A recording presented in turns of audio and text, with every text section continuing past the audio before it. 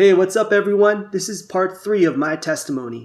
Proverbs 22 verse 6 says, "Train up a child in the way that they should go, and when they are older, they will not depart from it." There are two things that my parents did to me growing up that helped me return to the faith. The first one is how they exposed me to the power of the Holy Spirit.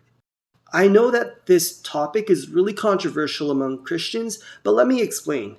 My parents were really clear that I wasn't allowed to watch Harry Potter, watch anything that, involved witches.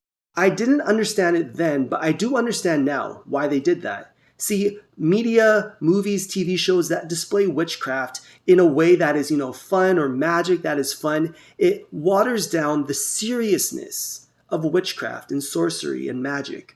All it is a false alternative to the true power of God, the true power of the Holy Spirit. They would always be careful with the movies I would watch. I would always have to be with them whenever we would watch a TV show or movie. And if it had witchcraft in it or any sexual content, it was a no-go. But here's the thing. My parents allowed me to experience true supernatural power from God. I remember attending worship services or church camps, at a young age and experiencing the power of God. People speaking in tongues, people prophesying, people just being filled with the Holy Spirit. I still respect all Christian brethren who, don't believe in the gifts of the Holy Spirit.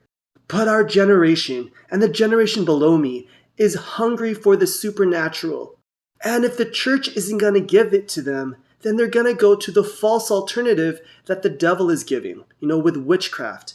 I remember my dad telling me about a story about how he helped cast out a demon from someone, and that story put in the fear of God into me. Or even testimonies that I would hear from people about how God delivered people from drug addiction, or how even God provided financially for, a family who was immigrating from the Philippines to Canada. The power of God was on display. To me, these stories from people who I knew personally, it was undeniable that God was real.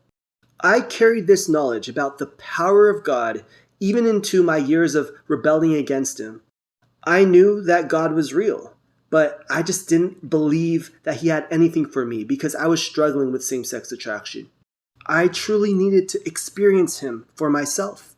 But that part is for much later. There was still one other thing that my parents taught me that really resonated with me, that helped me also return to the faith. I will share that tomorrow. See you later.